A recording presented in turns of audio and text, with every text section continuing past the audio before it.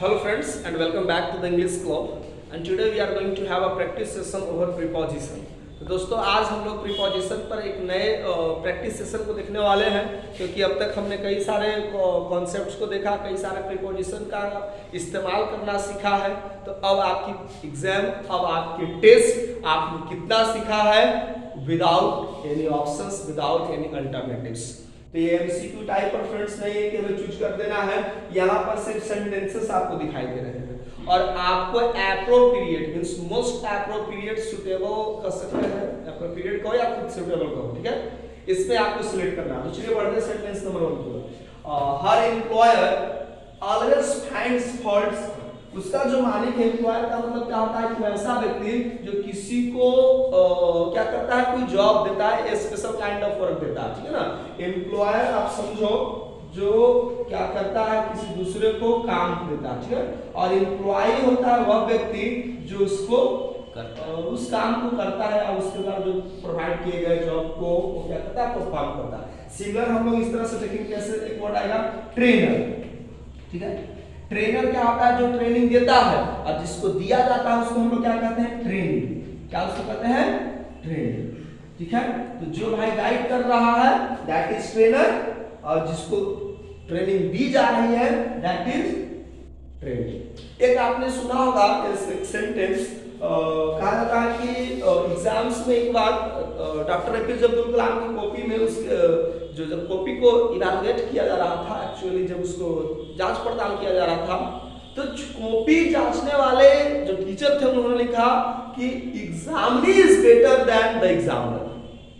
लोगों को एग्जामिनी और एग्जामिनर में डिफरेंस नहीं समझ में आता है। चलिए मैं आप इस वर्ड को भी आपको समझा देता हूँ।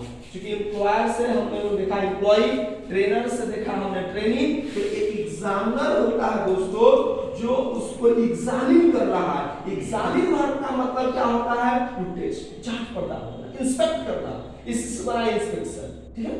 और एग्जामिनिंग उस व्यक्ति को कहते हैं जिसको एग्जामिन किया जाए, मींस हम कह सकते हैं स्टूडेंट, एस्पायरेंट्स, एसएससी, ठीक है। तो ये सारे और कई सारे वर्ड्स हैं। तो अब चलिए आप पेज डालू चलेंगे, खासकर ऑफलाइन वाले जाते हैं। अब आपको 10 पेयर ऑफ वर्ड्स ढूंढना है जिसके अंत में डबल ही लगा हुआ है। जिस तरह से हमने इसी पेयर के जैसा एम्प्लॉयर से एम्प्लॉय ने बताया, ट्रेनर से ट्रेनी बताया, एग्जामिनर से एग्जामिनी, और वही लिखा हुआ है an examining is greater than an examiner, ठीक है। यानी परीक्षक से विद्यार्थी, परीक्षक से या विक्षक से, विक्षक से, परीक्षार्थी परीक्षक से बेहतर है, या परीक्षार्थी परीक्षक से बेहतर है। Means a student you may have but you have to also command over the Hindi words, right? तो ये चीज थी। तो चलिए बढ़ते हैं दोस्तों। हर एम्प्लॉयर ऑलवेज फाइंड्स फॉल्ट्स। अब हमारे पास क्या हो सकता है, लोग किसी के अंदर खामियां निकालते हैं। बॉस कुछ नहीं करता उसका एम्प्लॉय, बस यार तुम्हारे काम लेट आते हो, एक मिनट, वो ये नहीं देखता कि बंदा कितना इंपॉर्टेंट है हमारे लिए, बस खाली खामियां निकालते चलता है। तो कौन सा प्रीपोजिशन हमें मोस्ट एप्रोप्रिएट लगता है, ए। कहां पर, इनसाइड है या in is most appropriate. Her employee always finds faults in her. उसके अंदर की जो डिमेरिट्स है, फॉल्ट्स है, उसी को हमेशा वो क्या करता है, उजागर करता है, हाईलाइट्स करता है। तो यहां पर हम इन का इस्तेमाल करेंगे, ठीक है। आप इनसाइड भी इस्तेमाल कर सकते हो, but most appropriate that is in. Faults in her. I don't find any fault in you. भाई मुझे तुम्हारे अंदर कोई फॉल्ट दिखाई नहीं, you are most appropriate for this kind of job, so you are selected now, okay. You may join from tomorrow, आप tomorrow से join कर सकते हो। I have lived in this town dot dot childhood. अब आप हमें बताओ कि ये चाइल्डहुड जो वर्ड आप देख रहे हो एक खास तरह के वर्ड्स है, ठीक है ना। हमने कभी डिस्कस किया तो होगा दोस्तों दो तरह के कन्वेंशंस। एक ऐसे कन्वेंशंस की हमने बात किया था आपसे जो पॉइंट ऑफ टाइम को डिनोट करता है, ठीक है। पॉइंट ऑफ टाइम को, पॉइंट ऑफ टाइम को, यानी कि कुछ ऐसे वर्ड जिस तरह से चाइल्डहुड, बर्थ, यूथ, एडोलेसेंस, ठीक है ना, एडल्टहुड, ये सारे ऐसे वर्ड्स है इन्फेंसी जो एक खास स्टेज को डिनोट करता है, means that is point of time. बताइए कौन सा प्रीपोजिशन हमने वहां पे देखा था? इसके लिए हमने पढ़ा था सिंस।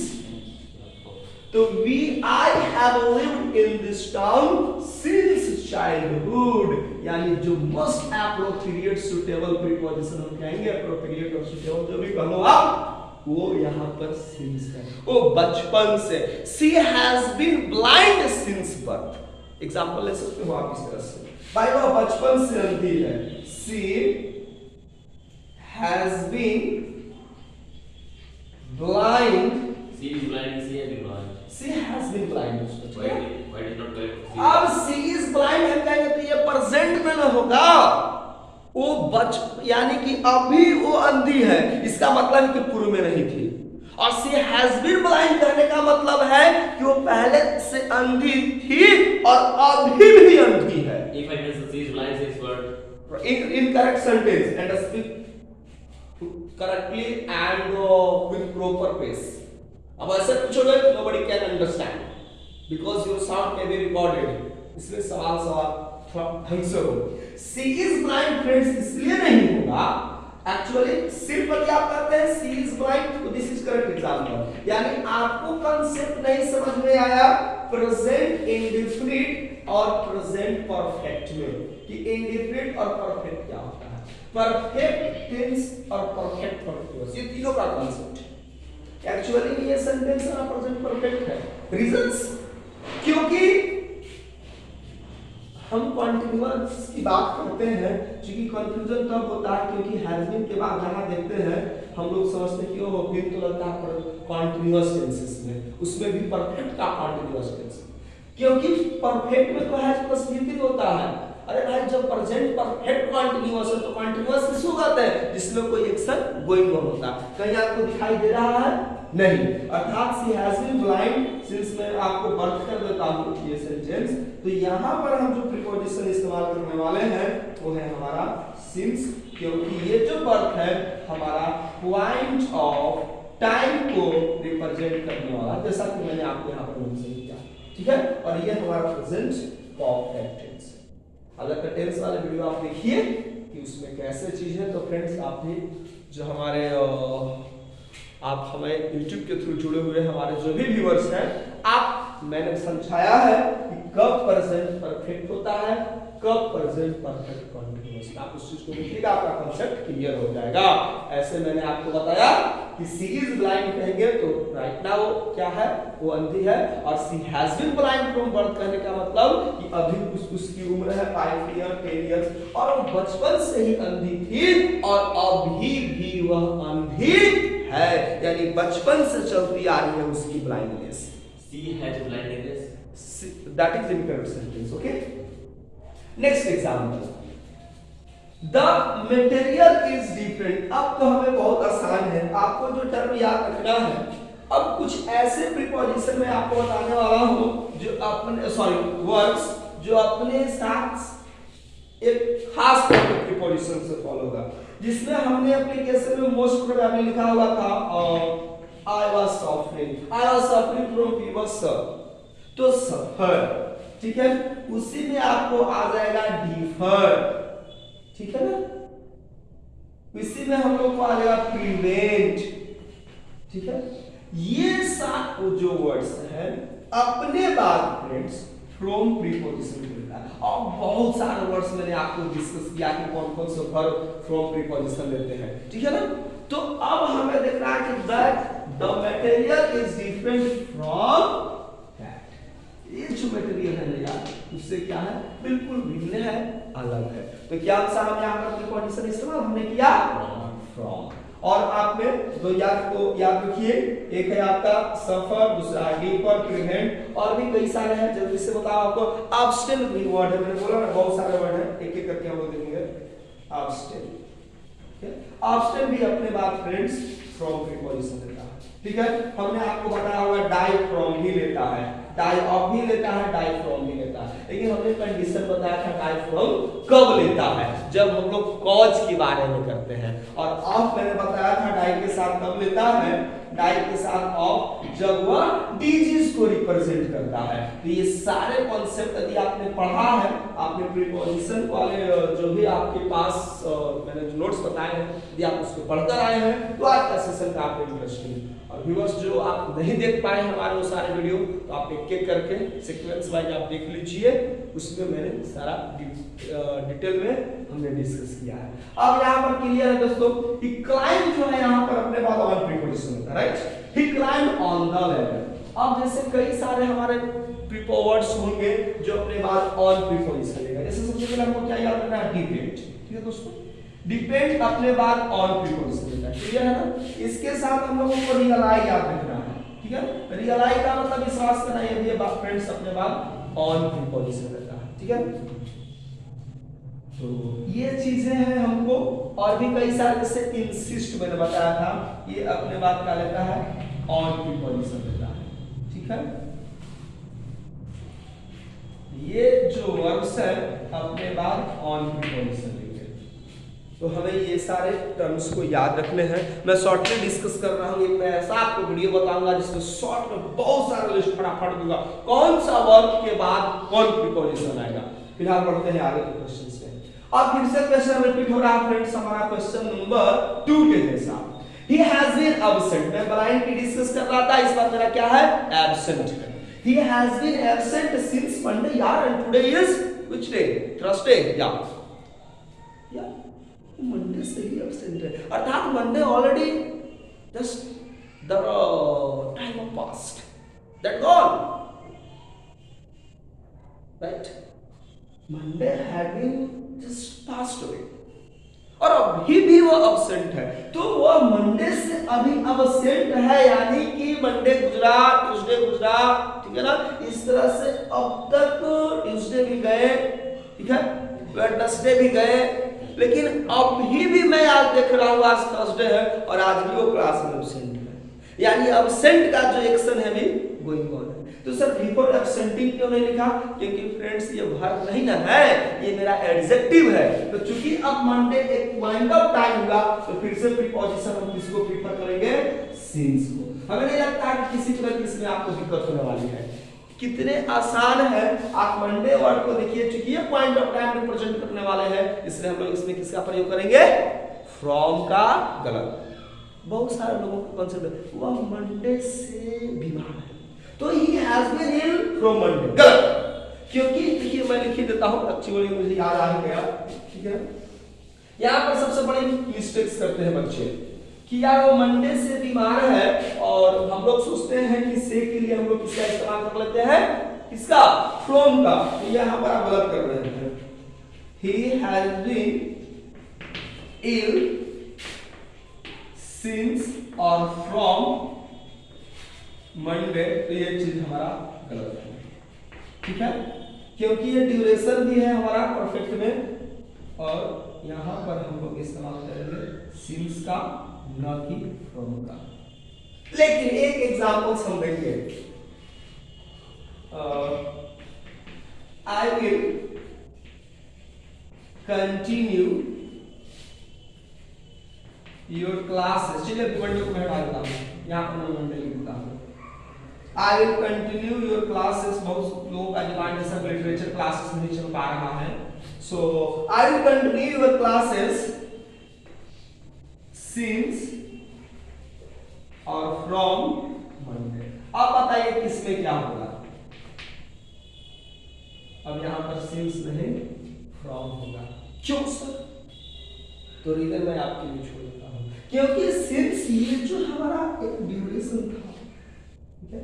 अब ये ड्यूरेशन नहीं, एक टाइम को शो कर रहा है कि हम मंडे से क्लास अपना शुरू करेंगे। यहां पर क्या देखने को मिल रहा था कि वह मंडे से ऑलरेडी क्या है, बीमार है। इसका मतलब है कि मंडे ऑलरेडी हैज गॉन, वो ऑलरेडी जा चुका है। आज मंडे नहीं है, कुछ और डे है, तभी तो हमने कहा कि वो मंडे से क्या है, वो बीमार है। हो सकता है सैटरडे हो सकता है संडे हो, एक सप्ताह होने जा रहा है इसमें, और अभी वो बीमार है। और इसमें कहा जा रहा है कि आई will continue your classes from Monday, इसका मतलब है कि आज अभी संडे है, आज अभी सैटरडे है, और हम मंडे से क्या क्लास को कंटिन्यू करेंगे। व्हाट यू वांट टू से, आने वाले दिनों में या आने वाले दिनों में मंडे, यस। सो ये चीजें थी। तो आप इस चीज को ध्यान दीजिएगा, कब सिंस, कब फ्रॉम, कब सिंस, कब फ्रॉम का इस्तेमाल में, कब फ्रॉम, सिंस, ये सब आपको देख लेना है। फॉर भी मैंने डिस्कस किया था, फॉर पर डिस्कस हमने कब किया है, पीरियड ऑफ टाइम के लिए, जैसे 2 days, 2 hours, ठीक है ना, 2 months, 2 years, ऐसे वर्ड्स में हम लोग फॉर का इस्तेमाल करते हैं। जस्ट लाइक एग्जांपल होगा, my lecture is going, my lecture has been going on, ठीक है, और continuing on for 2 hours, for an hour, 1 घंटे से। ठीक है, अब 1 घंटा कब से, ये नन नहीं है। जब पीरियड ऑफ टाइम होता है तो हम फॉर का इस्तेमाल करेंगे, पॉइंट ऑफ टाइम सिंस का। बढ़ेंगे आगे फ्रेंड्स। कहता है सीता फेल, यहाँ पर 2 तरह से लिखने को मिलेगा। सीता फेल डाउन भी यदि यहाँ पर लिखा रहता है तो अब किससे भाई सेपरेट हो रही है, याद करो। यानी कि वो बस में थी, बस जस्ट दरवाजे के पास थी बस के, और वो अचानक ब्रेक लगाता है ड्राइवर, और वो बाहर झटके से बाहर निकल जाती है, यानी बस से वो नीचे चली जाती है। यानी अब वो क्या हो गई, सेपरेटेड हो गई। क्या होना चाहिए, डेफिनेटली फ्रॉम। हमने बताया था फ्रॉम सेपरेशंस के लिए, पेड़ से पत्ते गिरते हैं, ठीक है, क्या हो जाता है, लीव्स फॉल फ्रॉम ट्रीज, क्योंकि अब उससे अलग हो गया। He never despaired। अब याद रखना दोस्तों, ये जो डिस्पेयर है हमारा, कई सारे आपके वर्ड्स में आपको बताने वाला हूं जो अपने बाद एक खास तरह की, तो आप पता चल जाएगा कि कौन से प्रीपोजिशन की। डिस्पेयर अपने बाद ऑफ प्रीपोजिशन लेता है, ठीक है। यहाँ पर क्या है, ऑफ है। He never despaired of success। वो कभी सफलता को लेकर के कभी हताश नहीं है। हम जिससे पढ़ा रहा हूं, ऐसा नहीं कि मैं पढ़ाया, आप इमेजिन करो कि आपको ये टॉपिक में 1-2 सेंटेंस में कॉन्सेप्ट में क्लियर नहीं है, तो ऐसा नहीं कि मैं डिस्पेयर हो गया और कोई बात नहीं है, आज नहीं समझा कल समझाएंगे। अब मैं भर रास्ते सोचते गया, मेरा बच्चा एक आज कॉन्सेप्ट नहीं समझ पाया, तो what can I do, nothing, I am wasting my present time. नहीं हुआ, कोई बात नहीं है फ्रेंड्स, कल आओगे सिमिलर क्वेश्चंस में डिस्कस करेंगे। सो कहता है नेवर डिस्पेयर्ड ऑफ सक्सेस, सफलता को लेकर के वो कभी लाइफ में हताश नहीं हुई है। सफलता आपके वर्क पे डिपेंड करती है, आप किस तरह से वर्क करते हैं। प्लान काम नहीं कर रहा है, प्लान को चेंज कर दीजिए, एम को चेंज मत कीजिए। क्या नहीं हुआ, ये नहीं हुआ, उससे करके देखिए, वैसा नहीं हुआ, ऐसे करके देखेंगे, but never give up. Once you started doing any kind of job, complete और फिनिश इट। बीच में छोड़ने वाली आदत नहीं। हम तब तक उस पर फाइट करेंगे जब तक मुझे सफलता वहां से मिल ही नहीं जाती। क्यों नहीं होगा, तो काम पर ध्यान देना। कर्म की अजा फल की इच्छा मत करे इंसान, जैसा कर्म करेगा वैसा फल देगा भगवान। यही तो है गीता का ज्ञान। So don't think about success. एक वर्ड आ गया ना, थिंक। आप देखो मेरे सेंटेंसेस में ये दोस्तों थिंक कौन सा प्रीपोजिशन लेता है, बोस्ट ऑफ। जल्दी से बताओ कौन कौन से, बोस्ट ऑफ, क्या, boast of, boast of, think, boast, और इसके बाद scared, afraid of, afraid. Okay, step by step. Afraid, scared, ये जो है दोस्तों, इनमें से 2 हमारे वर्ब हैं और ये 2 हमारे एडजेक्टिव्स, जो अपने बाद कौन सा प्रीपोजिशन लेता है, ऑफ प्रीपोजिशन लेता है। ठीक है, याद रखना है, ये टर्म हमें याद रखना है। थिंक ऑफ प्रीपोजिशन लेगा, बोस्ट ऑफ प्रीपोजिशन लेगा, अफ्रेड ऑफ लेगा, स्केयर्ड ऑफ लेगा। ठीक है, नेक्स्ट एग्जांपल की ओर बढ़ जाते हैं। The shopkeepers deals dot dot goods. अब हो सकता है कई तरह के गुड्स है, तो देखो दोस्तों, डील के साथ मैंने 3 कंडीशन बताए थे। अब याद करो आप, डील के साथ हमारा 3 कंडीशन हमने डिस्कस किया है, मुझे जहां तक याद है। चलो एक एक करके समझते हैं। डील के साथ जब इन प्रीपोजिशन लगता है, ठीक है, तो इसका मतलब होता है टू ट्रेड, व्यापार करना, किसी बिजनेस के सेंस में। अंडरस्टैंड। डील के साथ जब विद प्रीपोजिशन लगता है तो इसके साथ होता है टू स्टडी, जिस पर हम लोग अध्ययन करते हैं। ठीक है, और एक डील विद का एक दूसरा भी कंसेप्ट होता है in the sense of company, in A company. तो हमारे पास 3 कंडीशन है, यानी जब डील इन होगा तो व्यापार करना। तो the shopkeeper deals in goods, मैंने कई सारे सामग्री का उसमें क्या करता है, व्यापार करता। तो ये तो हमारा मन हो गया कि हमारा कौन सा होगा। सबसे पहले सेंटेंस नंबर जो हमारा 8 है, इसमें हम कौन सा प्रीपोजिशन इस्तेमाल कर देंगे, इन।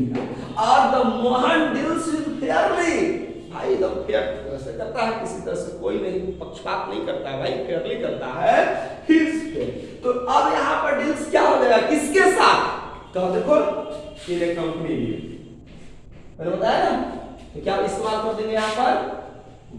तो आपने कॉन्सेप्ट समझ लिया कि विद का डील के साथ, इन का डील के साथ। तो डीलिंग कब होगा, डील। ये दोस्तों ये जो मैं आपको शॉर्ट बता रहा हूं, ये सब काफी मार्केबल है, एकदम की फैक्टर्स है। एक क्वेश्चन के बजाय जैसे मैंने ऑफ के लिए मैंने 4 बताया, तो ये आपको 4 सवाल का हम लोगों ने सोल्व किया है, और एक यहाँ पर देखेंगे अर्थात हमने 5 सवाल का सोल्व किया है। तो ये काफी इंपॉर्टेंट, सिर्फ आप इस तरह के नोट कर रहे हो कि चलो सर एक बता, नहीं, सबसे ज्यादा इंपॉर्टेंट जो ये है मैं की फैक्टर्स बता रहा हूँ, तो इसको नोट करना काफी इंपॉर्टेंट है, आप इसको नोट जरूर कीजिएगा। फिलहाल हम बढ़ेंगे सेंटेंस नंबर नेक्स्ट की ओर, जो हमारा है मनोज विल रिटर्न, ठीक है। अब यहाँ पर रिटर्न एबी, तो यार रिटर्न करेगा वो लौटेगा, तो एक सवाल तुरंत आता है कब लौटेगा यार।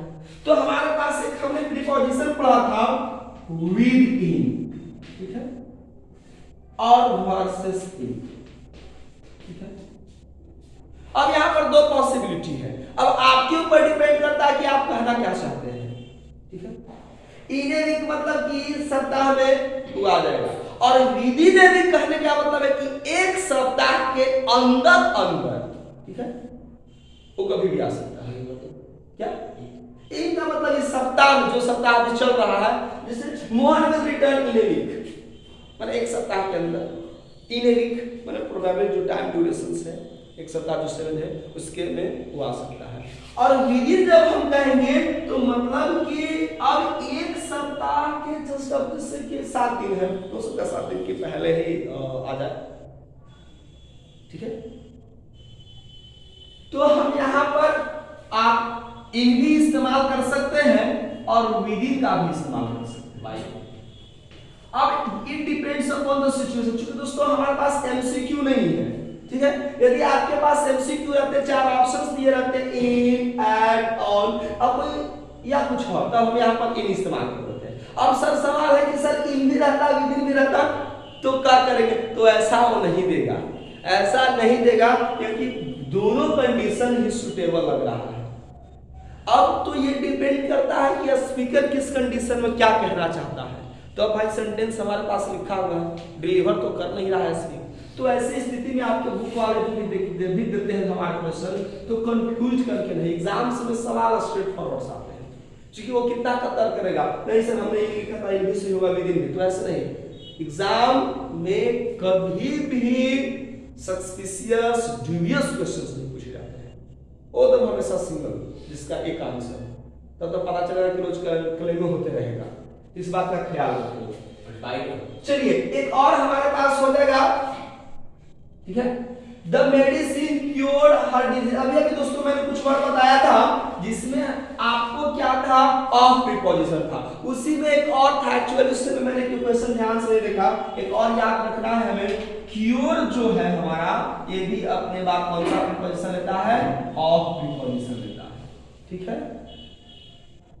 तो the medicine cured her of her disease, cured of, याद रखेंगे फ्रॉम नहीं, यहां पर गच्चा खा जाइएगा, उससे क्योर अपने बाद ऑफ प्रीपोजिशन लेता है, ये फिक्स प्रीपोजिशन है, ठीक है। ये मेडिसिन उसको उसके बीमारी से क्या कर देगा, छुटकारा दिला देगा, क्योर कर देगा, ठीक कर देगा, आप सिंपली ये समझेंगे। और एक बार फिर से दोस्तों मेरे पास एक और आ गया है, अभी अभी हमने बताया था फ्रॉम का, जिसमें मैंने सफर बताया, अब्सटेन बताया, प्रिवेंट बताया, उसी में एक और वर्ड याद रखना है, हाइड, ठीक है। हाइड भी अपने बाद फ्रॉम प्रीपोजिशन लेगा, और होगा 2 और वर्ड आ गए, हाइड और साथ ही साथ हमारा है दोस्तों बोरो, और दोनों का आंसर हमारे पास हाजिर हो गया। आपके पास स्क्रीन पर दिखाई दे रहा है, हमारे लिए स्क्रीन भाई यही है, ठीक है ना, हम लोग का स्क्रीन यही है। हाइड और बोरो अपने बाद कौन सा प्रीपोजिशन लेगा, चलिए डन हो गया। ही बोरोड रुपीस 500 फ्रॉम मी, ठीक है। She did not hide the truth from her friend. भाई अपने दोस्त से सच्चाई नहीं छिपा सकती है, मैंने देखा है दोस्त, वो ईमानदार है, जो भी होता है वो उससे शेयर करती है, तो जैसा मेरा मानना है किसी की है।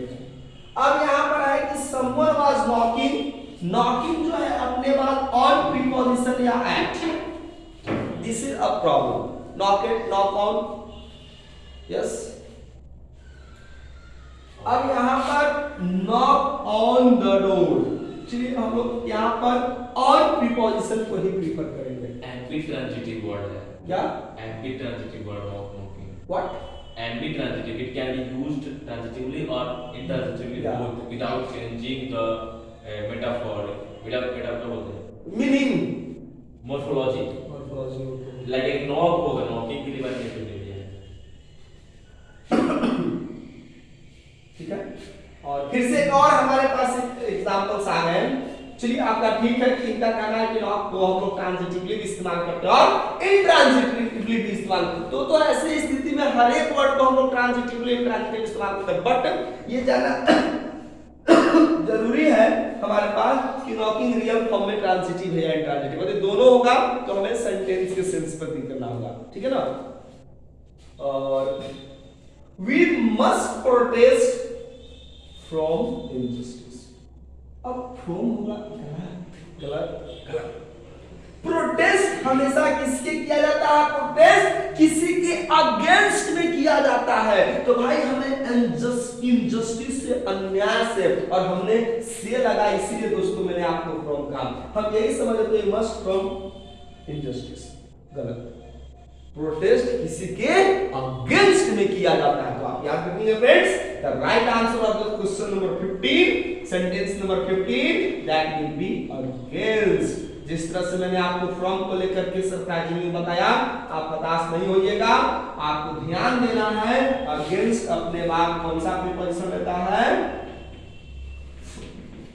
सॉरी प्रोटेस्ट अपने बाद अगेंस्ट प्रीपोजिशन लेता है, ठीक है ना। चलिए अगेंस्ट प्रीपोजिशन मैंने लिख दिया, तो ये था हमारा 15 सेंटेंसेस का ये सेट, और हम ये इमेजिन करेंगे, कल्पना करेंगे कि कहीं ना कहीं हम ये सारे आपके जो 15 सेंटेंसेस रहे होंगे आपके लिए काफी इंटरेस्टिंग रहा होगा, कई सारे क्वेश्चंस को देखने को मिला। ठीक है फ्रेंड्स, मिलते हैं नए सेशन में, और वीडियो पसंद आया हो तो लाइक शेयर और अधिक से अधिक दोस्तों के साथ शेयर करें, और आपका शेयर हमारे लिए कहीं ना कहीं एक इंस्पिरेशन का काम करता है। तो जय हिंद दोस्तों, फिर मिलेंगे। कृपा